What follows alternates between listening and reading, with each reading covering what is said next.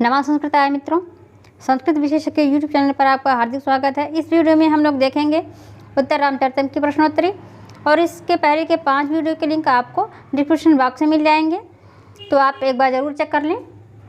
और हमारे वीडियो की अपडेट पाने के लिए आप टेलीग्राम चैनल को और व्हाट्सएप ग्रुप को जरूर ज्वाइन कर लें, ताकि आपको वीडियो की अपडेट मिलते रहें। यदि आप चैनल पर नए हैं तो चैनल को सब्सक्राइब कर लें, वीडियो को लाइक करें, शेयर करें और अपने सुझाव कमेंट बॉक्स में दें। चलिए स्टार्ट करते हैं आज की प्रश्नोत्तरी। प्रश्न संख्या 446। इसके पहले के 445 प्रश्नों का अध्ययन हम लोग कर चुके हैं और उत्तर रामचरितम के जो प्लेलिस्ट बनी हुई है प्रश्नोत्तरी के नाम से, उत्तर रामचरितम प्रश्नोत्तरी के नाम से जो प्लेलिस्ट बनी है वहाँ आप देख सकते हैं। तो स्टार्ट करते हैं। दलति पद का अर्थ क्या है?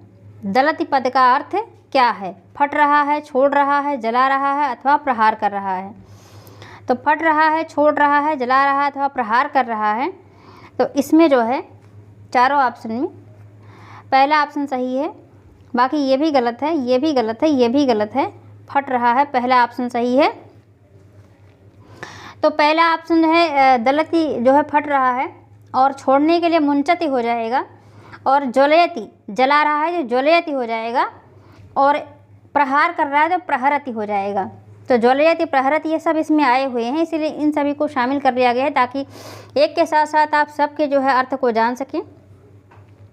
तो इसका जो है हो गया छोड़ने का जो है मुंचत हो जाएगा, इसका ज्वलयति हो जाएगा, इसका प्रहरति हो जाएगा। तो आगे बढ़ते हैं और कमेंट नहीं पढ़े जा रहे हैं क्योंकि ये लाइव क्लास नहीं है और ये प्रीमियर पर ही जाना है। तो चलिए आगे स्टार्ट करते हैं।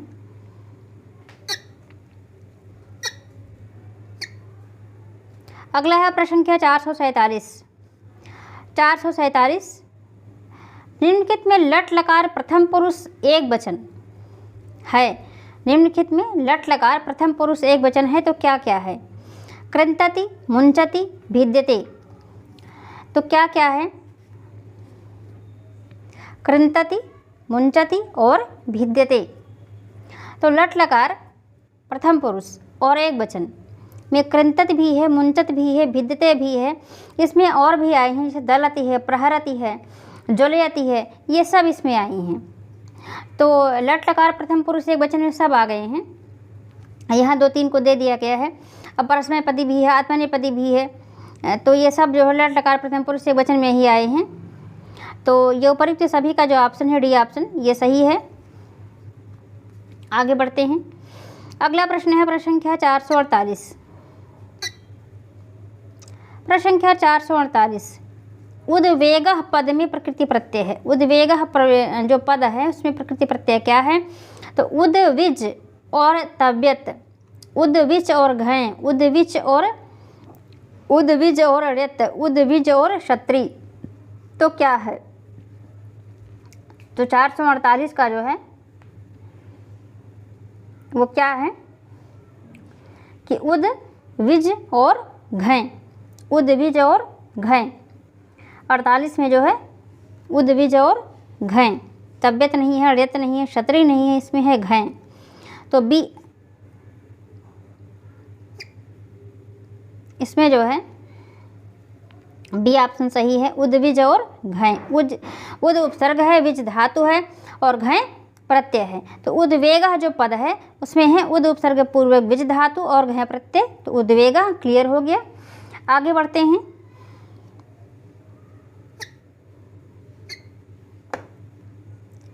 प्रश्न संख्या 449। प्रश्न संख्या 449। दाह पद में प्रकृति प्रत्यय है। दाह पद में प्रकृति प्रत्यय है। दाह और यत और दाह और यत, दाह और घय, दाह और मयट। तो प्रकृति प्रत्यय दाह में बताना है। दाह और यत, दाह और यत, दाह और घय, दाह और मयट। तो इसमें भी घय ही है, दाह और घय ही है दाह में भी। तो सी ऑप्शन सही है, दाह और घय। तो 449 में सी ऑप्शन सही है। यत भी नहीं है, रत भी नहीं, मैट भी नहीं है, यहाँ है घय। तो उद्वेगा में भी है उद्विज और घय, और दाह में भी है दाह और घय। इन दोनों को एक साथ भी रख दिया जा सकता था तो दोनों का ऑप्शन सही होता, फिर नहीं है तो अलग अलग है। तो आगे बढ़ते हैं। प्रश्न संख्या 450, शोकोद्वेगात पद में समास है। शोकोद्वेगात जो पद आया इसमें कौन सा समास है? तो तत्पुरुष है कि बहुव्रीहि है कि द्वंद्व है कि द्विगु है? तत्पुरुष है कि बहुव्रीहि है कि द्वंद्व है कि द्विगु है? तो इसका जो विग्रह होगा वो होगा शोकस्य उद्वेगात। शोकस्य उद्वेगात, शोक के उद्वेग के कारण, है ना, शोक के उद्वेग से, शोक के उद्वेग से, तो मतलब हमें यहाँ शोकस्य से लेना है, तो शोकस्य षष्ठी में आ जाएगा, तो षष्ठी तत्पुरुष हो जाएगा, बहुव्रीहि नहीं, द्वंद्व नहीं, द्विगु नहीं, और हो जाएगा तत्पुरुष, षष्ठी तत्पुरुष। और आपके कमेंट नहीं पढ़े जा रहे हैं क्योंकि ये लाइव क्लास नहीं है, ये प्रीमियर पर ही जाना है।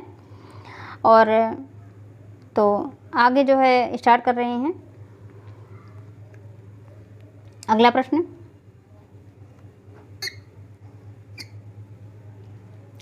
प्रश्न संख्या 451। प्रश्न संख्या 451, मर्मच्छेदी पद में प्रकृति प्रत्यय है। मर्मच्छेदी पद में प्रकृति प्रत्यय है तो क्या है?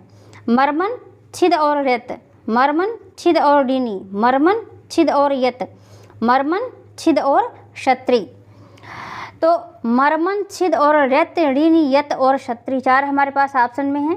तो इसमें है मर्मन शब्दपूर्वक, छिद धातु और ऋणी प्रत्यय, यत नहीं है, यत नहीं है, क्षत्रि नहीं है, इसमें है ऋणी प्रत्यय, मर्मन, छिद और ऋणी प्रत्यय। तो ये मर्मच्छेदी जो आया इसमें पदवी प्रकृति प्रत्यय है, मर्मन, छिद और ऋणी, यानी बी ऑप्शन सही है। तो आगे बढ़ते हैं। प्रश्न संख्या 452। प्रश्न संख्या 452, वहति विकलः कायो मोहम न मुंचति चेतनाम। वहति विकलः कायो मोहम न मुंचति चेतनाम। इसमें जो है अलंकार पूछा है कि इस पंक्ति में कौन सा अलंकार है? विभावना है कि उपमा है कि विशेषोक्ति है या फिर उत्प्रेक्षा है? वहति विकलः और कायो मोहम और न मुंचति चेतनाम। तो इस तरह से जो है ये, इसके पहले तो आप ये देख ही चुके थे कि वो जो है बताते हैं कि प्रिया के शोक से जो है कुसुम के समान घर में यानी धूप जो है सुखाता है, प्रिया का शोक जो है हमें। तो इसके आगे फिर वो क्या क्या कहते हैं ये भी देखिए कि राम का ही ये जो है श्लोक जो आएगा वो राम का ही कथन है।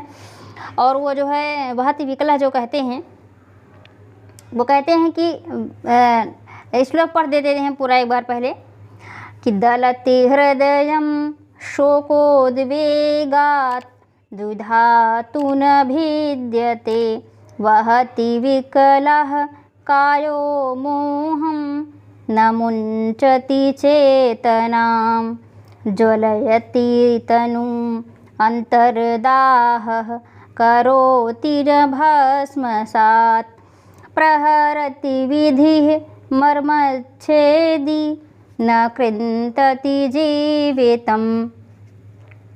तो ये जो है अब पूछा है कि क्या है, तो ये कारण के होने पर भी जो है कार्य नहीं हो रहा है। वहति विकलः, वहति विकलः, ये विकल माने व्याकुल, कायो माने शरीर। तो शरीर क्या है कि मोह को धारण करता है, मूर्छा को धारण करता है, परंतु न मुंचति चेतनाम, लेकिन चेतना को नहीं छोड़ता। तो अब ये क्या है कि जो है चेतना को नहीं छोड़ता, तो इस तरह से जो है कारण के होने पर भी कार्य नहीं हो रहा है।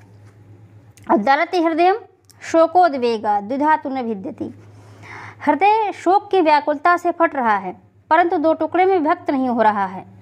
तो इस तरह से जो है कारण तो है पर कार्य नहीं है। और भी क्या हो रहा है कि आंतरिक संताप जो शरीर को जला रहा है परंतु भस्मसात नहीं करता। और मर्मस्थल को जो बीधने वाला भाग्य प्रहार है वो जीवन को सर्वथा नष्ट नहीं करता।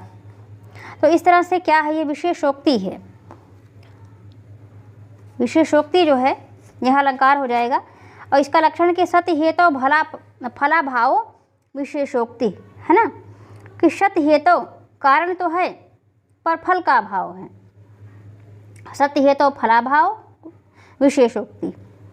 तो इस तरह से जो है ये यहाँ विशेषोक्ति हो जाएगा, विभावना नहीं, उपमा नहीं, उत्प्रेक्षा नहीं, यह है विशेषोक्ति। इसमें जो है विशेषोक्ति हो जाएगा, विशेषोक्ति से अलंकारों और जो है उपमा भी है। और तो इस तरह से जो है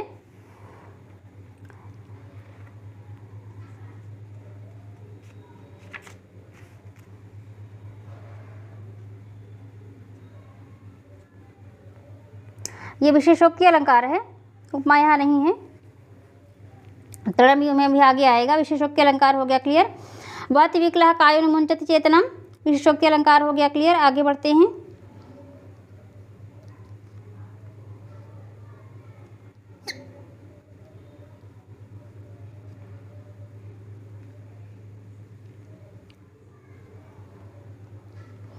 अगला है प्रश्न संख्या 453। दलति हृदयम शोकोद्वेगात द्विधा न भिद्यते। अब इस पंक्ति में छंद पूछा है कि कौन सा छंद है, तो द्रुत विलंबित है, वसंत तिलका है, अनुष्टुप है अथवा हरड़ी है।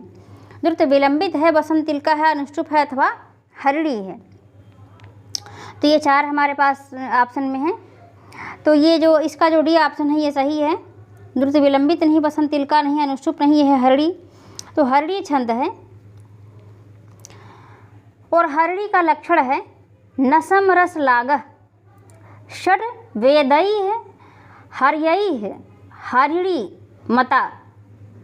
अर्थात इसमें जो है 4, 6 और 7 पर यति होती है और नगड़, सगड़, मगड़, रगड़, सगड़ और लघु और गुरु इस तरह से क्रम में मिलता है गणों की संख्या।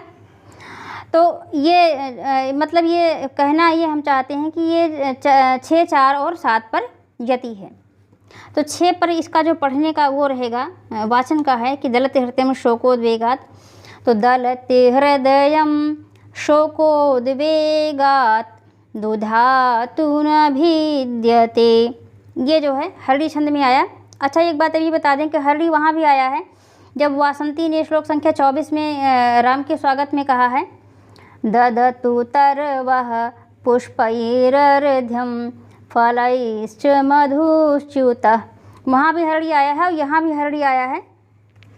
वहाँ वासंती ने कहा है, यहाँ राम ने ही ये बात कहा है सीता के संबंध में कि कष्टम भोग कष्टम, अत्यधिक कष्ट है कि दलति हृदयम शोकोद्वेगात दुधातु न भिद्यते, वहति विकलः कायो मोहम न मुंचति चेतनाम, ज्वलयति तनु अंतरदाहः करोति न भस्मसात्, प्रहरति विधि मर्मच्छेदी न कृंतति जीवितम। तो ये जो है राम का जो है कहा हुआ है, कथन है, राम के जो है ये कहे हुए श्लोक हैं। तो आगे बढ़ते हैं।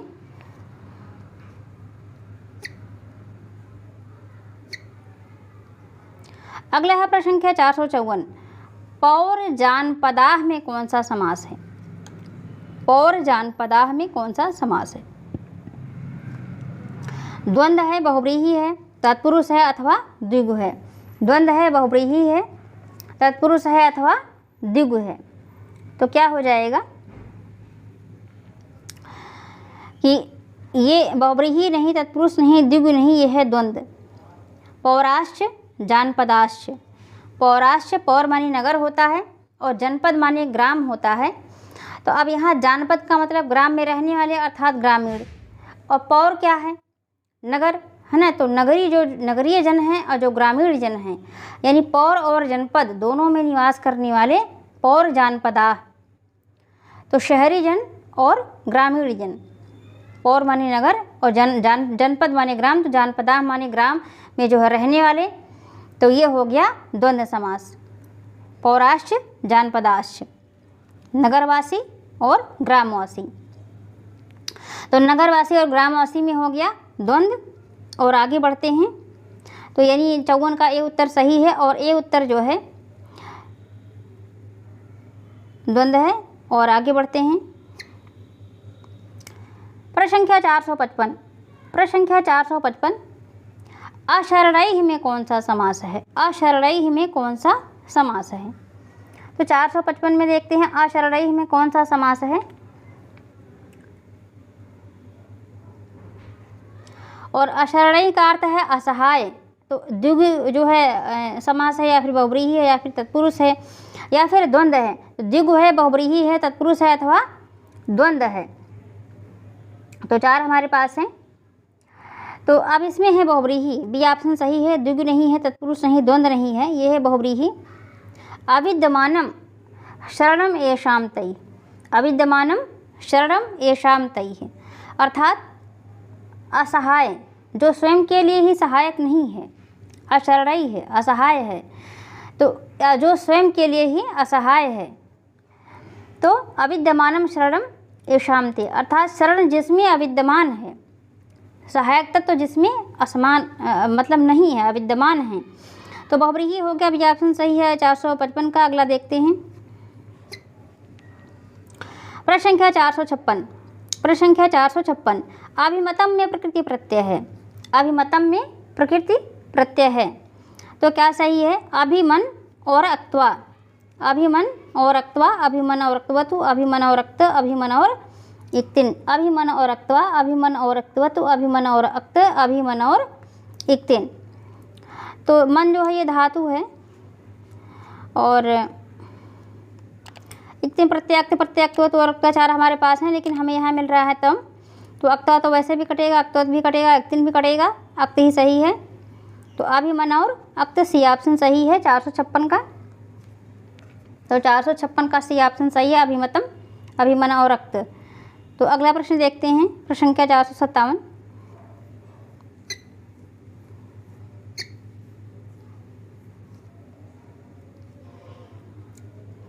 अनुशोचिता में प्रकृति प्रत्यय है, अनुशोचिता में प्रकृति प्रत्यय है, तो क्या क्या है? अनुशुच, अनुशुच, ऋच, अक्त और नीन, अनुशुच, अनुशुच, ऋच और अक्त और नीन, अनुशुच, ऋच, अक्त और नीश, अनुशुच, ऋच, अक्त और नीप, अनुशुच, ऋच, अक्त और टाप। तो अनुशोचिता में प्रकृति प्रत्यय क्या है ये बताना है। तो वैसे भी हमें यहाँ ता दिख रहा है, आ की मात्रा, तो वैसे भी ये क्लियर हो रहा है कि टाप ही है। अनुशुच, ऋच हर जगह है और ये धातु है शुच। तो और अक्त, तो ऋच अक्त हर जगह है, अब बचा है टाप, तो टाप ही है यहाँ, नीन नहीं, नीप नहीं, नीश नहीं, ये है टाप प्रत्यय। अनुशुच, ऋच, अक्त और टाप प्रत्यय सही है। तो ये 57 का डी ऑप्शन सही है। आगे बढ़ते हैं, अगला प्रश्न है 458।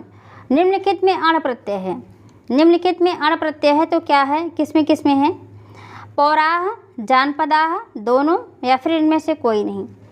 तो पौराह में भी है, जानपदाह में भी है, तो हमारा सी ऑप्शन सही है, दोनों। इसमें जो है पौराह में जो है पुर और अण प्रत्यय है, जानपदाह में जनपद और अण प्रत्यय है। तो पौराह, पौराह यानी नगरवासी, जानपदाह यानी जनपदवासी अर्थात ग्रामीणवासी, ग्रामीण जन। आगे देखते हैं अगला प्रश्न जो है प्रश्न संख्या 459। तृणमिव बने शून्य त्यक्ता न चापी अनुशोचिता। इस पंक्ति में जो है कौन सा अलंकार है? तृणम इव बने शून्य त्यक्ता न चापी अनुशोचिता, इसमें जो है कौन सा अलंकार है ये बताना है।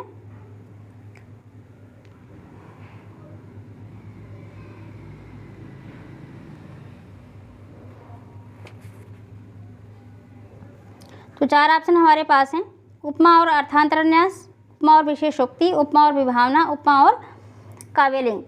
उपमा और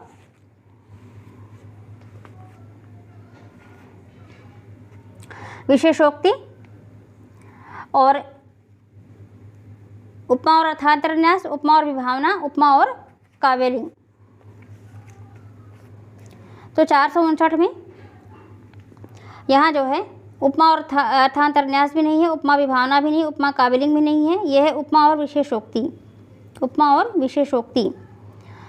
तृणमिव बने, तृणमिव बने जो है, अब यहाँ तृणमिव यानी घास के समान, तो यहाँ तो उपमा हो गया तृणमिव बने। और शून्य त्यक्ता न चापी सोचिता, अब विशेषोक्ति इसलिए है कि शून्य त्यक्ता न चाप्यनु सोचिता।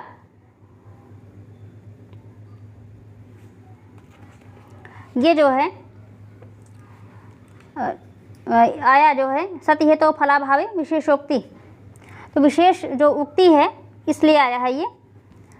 और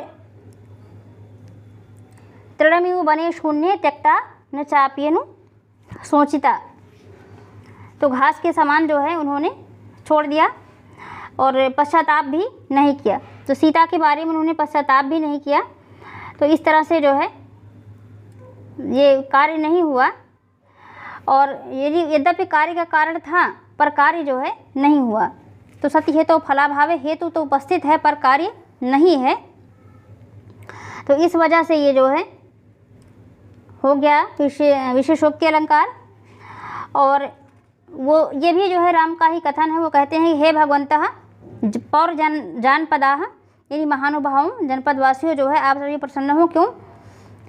न किल भवतां देव्यास्थानं गृहे अभिमतं ततः तृणमिव वने शून्ये त्यक्ता न चाप्यनुशोचिता। फिर कहते हैं चिर परिचितास्ते ते भावा तथा द्रव्यन्ति माम। और फिर कहते हैं इदं शरणैः अद्यास्माभिः प्रसीदत रुद्यते। वो कहते हैं कि सीता का जो है घर में रहना आप लोगों को वस्तुतः पसंद नहीं था, इसलिए मैंने निर्जन वन में तिनके के तुल्य जो है उसे छोड़ दिया और उसका शोक भी नहीं किया। और चिर परिचित वे सभी पदार्थ मुझे अत्यधिक द्रवित कर रहे हैं। आज मैं जो है असहाय होकर रो रहा हूँ और आप लोग प्रसन्न हो। तो इस तरह से यूयम प्रसन्नः, आप लोग प्रसन्न जो है प्रसन्न हो। तो इस तरह से जो तृणमिव में आया उपमा आया, और इधर विशेषोक्ति हो गया क्योंकि वो जो है त्यक्ता न चापि शोचिता, शोक नहीं कर रहे हैं। और जो है अर्थात सीता को निकलवा कर आप लोग की इच्छा पूरी हुई, और मैंने जो है तृणवत छोड़ करके पश्चाताप भी नहीं किया। तो यहाँ जो है शोक न करना इस कार्यभाव के कारण विशेषोक्ति है। तो उपमा और विशेषोक्ति हो गया, क्लियर हो गया। आगे बढ़ते हैं।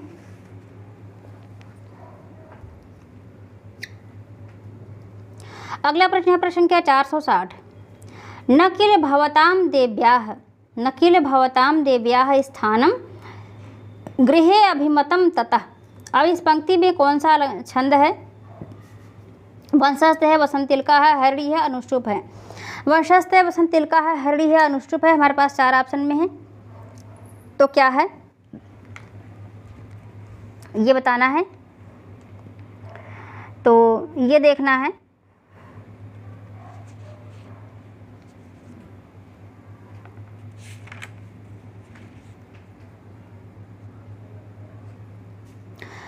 वंशस्थ और ये नहीं है, वसंतिलका नहीं है, अनुष्टुप नहीं, ये भी हरड़ी में है, दोनों ही हरड़ी में है।